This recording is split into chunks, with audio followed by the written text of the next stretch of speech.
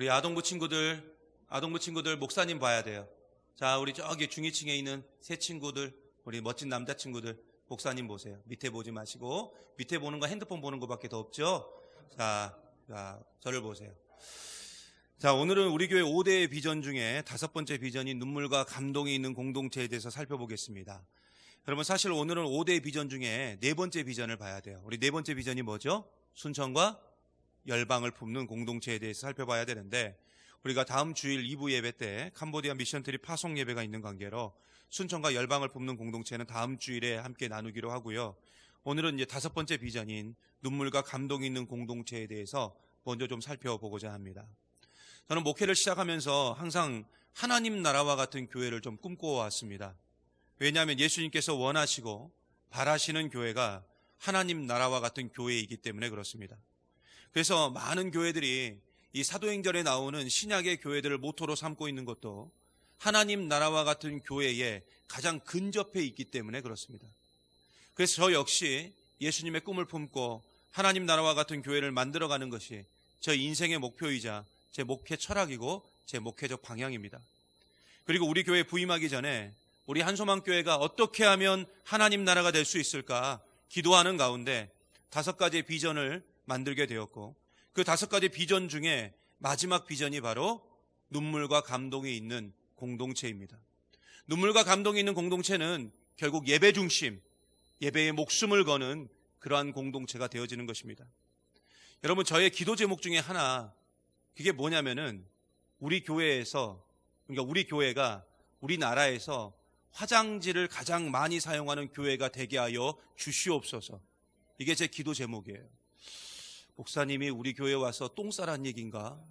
뭐 이런 생각으로 들으실 수 있는데, 그래요. 그럴 수도 있죠. 뭐 교인이 수십만 명이 되고 우리 교회 화장실이 서울에 있는 특급 호텔 뺨칠 정도로 좋다면 뭐 지나가는 사람도 일부러 들려서 우리 교회에서 화장지를 쓰고 화장실을 사용하겠죠. 근데 그런 의미가 아니라 성도들이 예배 때마다 하도 눈물을 많이 흘리고 예배 때마다 콧물을 너무 많이 흘려서 이 화장지를 가장 많이 사용하는 교회가 되는 것, 그게 제 기도 제목이에요.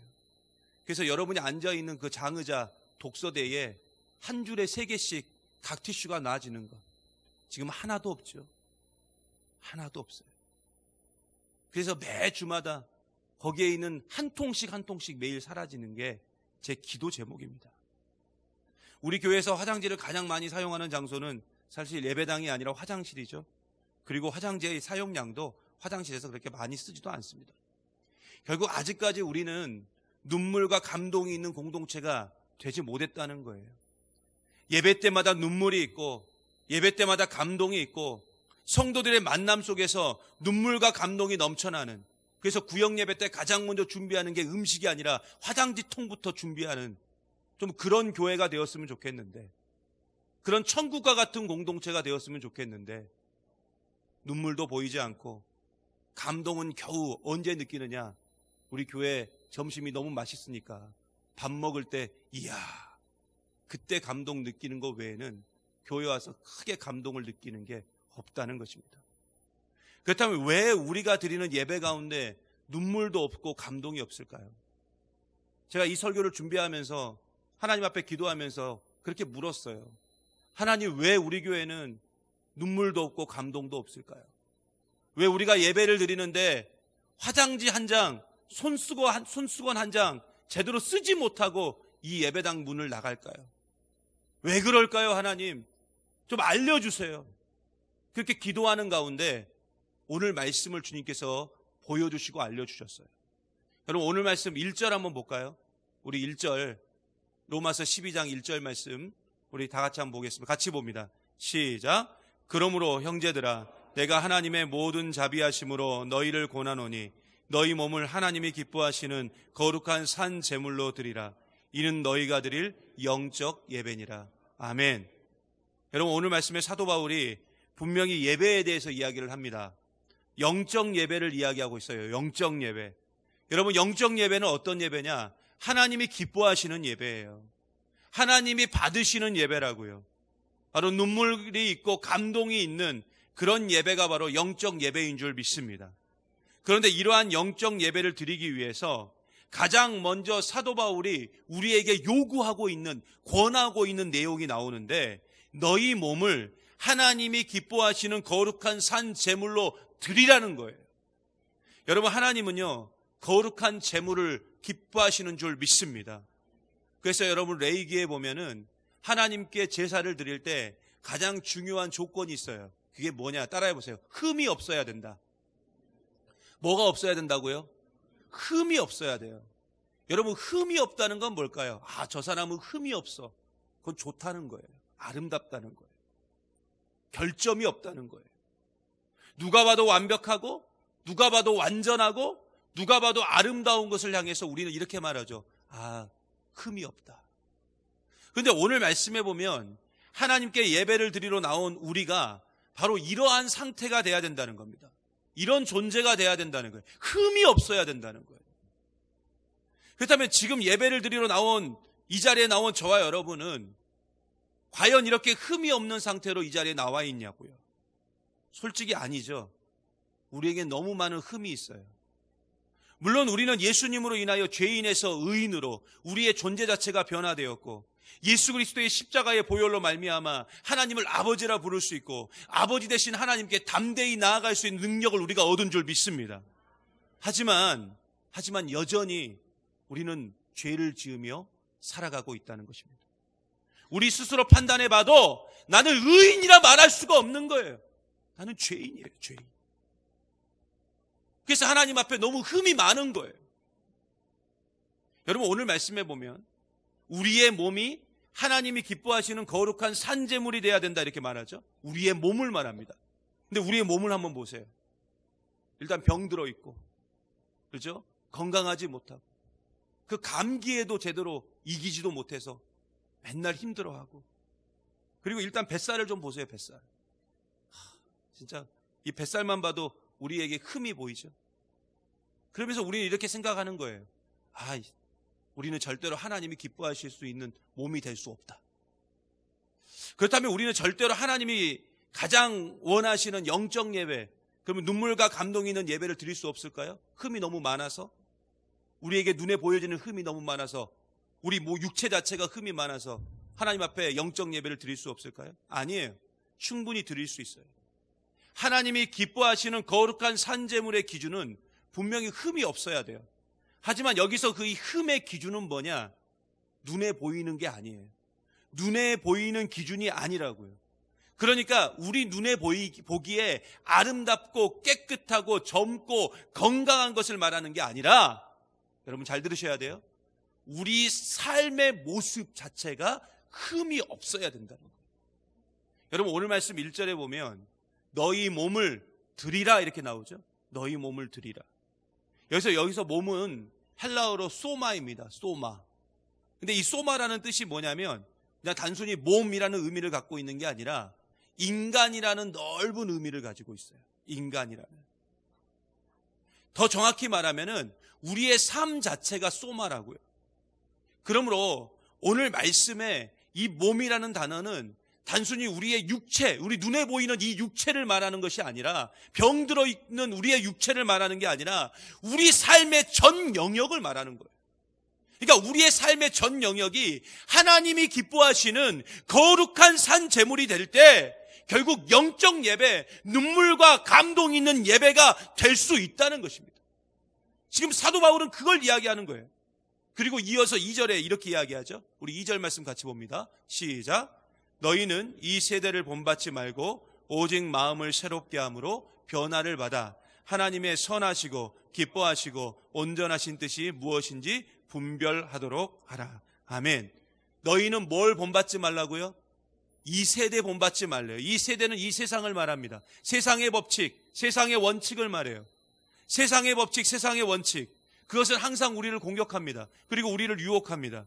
어떻게든 우리가 하나님으로부터 멀어져서 하나님과의 관계없는 그런 삶을 살도록 우리를 인도하고 있어요. 이 세상은 그렇게 살아가고 우리를 인도하고 있다고요. 그런데 여러분 한번 생각해 보세요. 한 주간 동안 우리가 이 세대와 똑같이, 이 세대를 본받아서 이 세상과 똑같은 모습으로 살다가 주일날 교회에 와서 예배를 드린다면 과연 이 예배가 감동이 있을까요? 이 예배에 눈물이 있냐고요. 일단 교회에 나가는 것 자체가 힘들 거예요. 교회에 와서 예배를 드려도 눈물이 아니라 오히려 눈이 감기고 감동이 아니라 감상하고 있을 거예요. 아, 오늘 할렐루야 찬양대 제 점수는요? 여러분, 하지만 반대로 한번 생각해 보세요. 한 주간 동안 세상에서 어떻게든 이 세대를 본받지 않고 오직 마음을 새롭게 함으로 하나님이 선하시고 하나님이 기뻐하시는 그 온전하신 뜻을 이루기 위해서, 즉 하나님 말씀대로 살려고 우리가 그렇게 발버둥치며 산다면 지금 우리의 예배의 모습은 어떻게 되어 있을까요? 여러분, 사실 하나님 말씀대로 살면 우리가 막 복이 있고 즐거움이 있고 기쁨이 있다고 말하지만 솔직히 아니죠. 여러분, 우리 하나님 말씀대로 살면 우리에게 박해가 옵니다. 여러분, 하나님 말씀대로 살면 우리 엄청 피곤해요. 하나님 말씀대로 살면 아픔이 옵니다. 눈물이 있습니다. 하나님 말씀대로 살면 우리 가운데 고통이 임해요. 왜요? 세상의 원칙과 반대로 가니까. 하지만 중요한 것은 그것이 바로 하나님이 기뻐하시는 거룩한 산 제물, 즉 흠이 없는 삶의 모습이라는 것입니다. 그런데 이런 사람은 결국 어떻게 되느냐? 그러니까 하나님 말씀대로 사는 사람은 어떻게 되느냐? 하나님 품이 그리워지는 거예요. 주님의 따뜻한 품이 있는 이 예배 시간이 가장 기다려지는 것입니다. 그리고 마치 길을 잃은 어린아이가 그렇게 찾고 찾던 엄마를 만났을 때 그 엄마의 품속에 안겨서 서럽게 울며 안정을 찾고 힘을 얻고 위로를 얻듯이 우리는 예배 시간을 통해서 우리의 아버지 되신 하나님의 품속에서 심히 울며 위로를 받고 영적인 회복, 영적인 능력을 얻게 될 줄 믿습니다. 그러므로 우리 예배 가운데 눈물이 없고 감동이 없는 이유는 단순해요. 바로 우리 일상의 삶, 즉 우리 소마 가운데 신앙을 지키기 위한, 말씀대로 살기 위한 처절한 눈물과 통곡이 없기 때문에 우리 예배 때 아무런 눈물도 없고 감동도 없이 끝나는 겁니다. 여러분, 영화 한 편만 봐도요 눈물이 있어요. 인간이 만든 영화 한 편만 봐도요 그 감동이 있어요. 그래서 그 감동의 여운으로 며칠 동안 내디꽃만 부르고 있잖아요. 그렇잖아요. 여러분, 근데 예배를 마치고 나온 우리의 모습에는 어떻습니까? 오히려 예배가 오늘 빨리 끝나서 감사하다는, 좋다는 안도의 한숨만 쉬면서 교회 문 밖을 나오고 있는 것은 아닌가요? 여러분, 설교 후에 결단의 찬양이 일주일 내내 내 입술에서 좀 흘러나오고, 주일에 들었던 설교 말씀이 자꾸만 내 귓가를 좀 때리고, 그 말씀대로 살아보려고 피를 철철 흘리며 살아도 우리가 하나님의 나라를 경험할까 말까 하는데 지금 우리의 모습은 전혀 그러한 모습이 보이지 않고 있다는 것입니다. 그러므로 왜 예배 시간에 눈물이 없느냐? 예배 시간에 왜 우리의 가운데 뜨거운 감동이 없느냐? 그건 예배 순서의 문제도 아니에요. 설교자의 문제도 아니에요. 찬양대의 찬양의 문제도 아니에요. 음향의 문제, 영상의 문제도 아니에요. 뭐가 문제냐? 내 자신, 내 소마의 문제예요. 내 소마의 문제예요. 여러분, 한번 실험을 한번 해보세요. 일주일 내내 하나님 말씀대로 살려고 한 발버둥 치다가 예배 한번 드려보세요. 100% 화장지 찾게 돼 있어요. 이번 신년 특별 새벽기도의 주제가 삶의 스타일을 바꾸라였습니다. 이젠 우리 삶의 스타일이 바뀌어야 돼요. 우리 삶의 스타일이 완전히 하나님 말씀으로 바뀌어야 될 줄 믿습니다. 하나님 말씀이 내 삶의 기준이 되고 그 말씀에서 벗어나지 않는 삶, 그 말씀대로 살아내려고 발버둥 치는 삶의 모습이 우리 가운데 있어야 된다고요. 물론 그렇게 사는 거 쉽지 않죠. 어렵다는 거 잘 압니다. 그래도 우리는 하나님 말씀대로 살아야 될 줄 믿습니다. 하나님 말씀대로 살 때, 즉 내 삶의 현장에서 분투하며 믿음으로 살아가며 애를 쓰며 나아갈 때 우리는 하나님 앞에서 거룩한 산제물이 되고 우리가 드리는 예배는 영적 예배가 될 줄 믿습니다. 그리고 이 영적 예배는 반드시 눈물이 있고 감동이 있다는 것입니다. 말씀 마칠까 합니다. 2020년도는 누구보다 예배 때 눈물이 많고 감동이 많기를 간절히 소망합니다. 그리고 화장지를 옆에 끼고 가장 많이 사용하는 성도들이 되십시오. 그리고 우리 교회가 좀 그런 교회가 됐으면 좋겠어요. 흐르는 눈물과 진한 감동으로 인하여 이 예배의 자리에서 발을 뗄 수 없는, 예배가 다 끝났는데 도저히 나갈 수 없을 만큼 그런 진한 눈물과 진한 감동이 있는 예배가 우리의 예배가 되었으면 좋겠습니다. 그래서 예배 때마다 성령의 충만함, 하늘의 위로, 하나님의 위대한 영광이 좀 체험될 수 있도록 여러분 간절히 기도해 주시기 바랍니다. 여러분, 맛집은요 알아서 소문나요. 맛집은 알아서 사람이 찾아오고 맛집은 알아서 줄을 씁니다. 이젠 우리 교회가 좀 예배의 맛집이 됐으면 좋겠어요.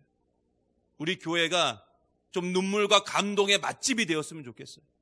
저 용당동에 예배의 동산이 있다더라, 눈물의 동산이 있다더라, 신앙의 동산이 있다더라, 우리 그 동산 올라가 보자 하면서 이 동산에 줄을 서서 사람들이 올라오고 함께 예배를 드리고 눈물을 흘리고 감동이 되고 변화되어서 하나님 나라 만들어가는 저와 여러분 되시기를 간절히 소망합니다.